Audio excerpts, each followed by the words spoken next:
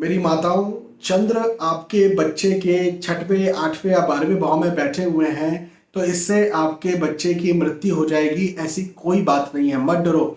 आपको बहुत सारे लोगों ने बाल अरिष्ट योग के नाम पर चंद्र छठवें, आठवें, 12वें भाव में बैठे रहेंगे तो मृत्यु के कारक हो जाएंगे, मृत्यु हो जाएगी, अल्पायु व्यक्ति हो जाएगा, बोल बोल के बहुत डरा दिया है।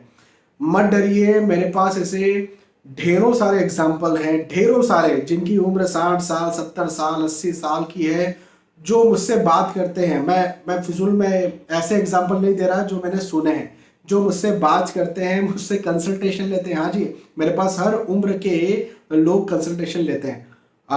मेरे पास तो माइनर्स भी, 18 साल की उम्र के कम उम्र के बच्चे भी आते हैं। मैं हालांकि मैं उन्हें कंसल्टेशन देता नहीं हूँ, लेकिन मेरे पास आते हर उम्र के लोग हैं। तो 60 साल, 70 साल, यहाँ तक कि 80 साल के जो वृद्ध हैं, उनमें से भी किसी किसी कुंडली में चंद्र छठवें, आठवें, 12वें भाव में बैठे हुए हैं और उनकी उम्र तो मैंने आपको बता ही दी। तो मत डरिए, ऐसा कुछ नहीं है। हाँ, ये एक अलग बात है कि छठवें, आठवें, 12वें भाव में चंद्र होने के कारण हेल्थ इश्यूज हो सकते हैं। अब होते ही होते हैं, ये बात भी नहीं है। दूसरी दशाएं या दूसरी कुछ चीजें भी देखना पड़ती है कुंडली में। लेकिन आपको जो डराया गया है, आपको जो ये जो परेशानी है कि हमारे बच्चे की उम्र कम है, पहली बात तो मैं आपको एक चीज बता दूं। किसी की उम्र कम है तो भाई किसी एस्ट्रोलॉजर के पास इतनी ताकत नहीं। कोई महाकाल है क्या हम लोग? या कोई भी एस्ट्रोलॉजर जो बोल रहा है कि ये शांति करा लो, पूजा करा लो, तो क्या कोई महाकाल है खुद ही कि वो आपकी शांति पूजा करवा करके उसकी उम्र को बढ़ा देगा? पहली बात।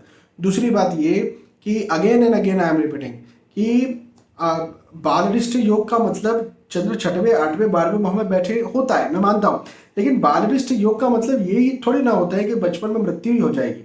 इसका मतलब ये भी हो सकता है ना कि बचपन में हेल्थ इश्यूज भी हो।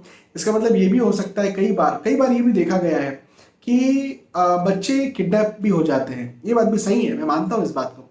कई बार ये भी देखा गया है कि वो 6 साल, 8 साल, 10 साल या हद हो गया 12 साल तक बीमार पड़ते रहते हैं। कुछ ना कुछ उनको होता रहता है ना।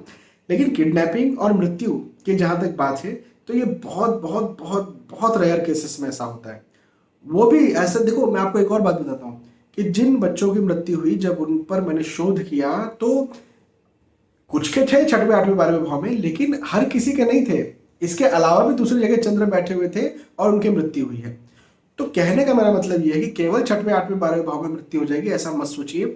और भी बहुत सारे कॉम्बिनेशंस होते हैं जिसको देखा जाता है, समझा जाता है, और उसके बाद में ही ये निश्चय किया जाता है कि कोई व्यक्ति अल्पायु, मध्यायु या फिर दीर्घायु है। ठीक, डरना नहीं। बहुत बहुत धन्यवाद।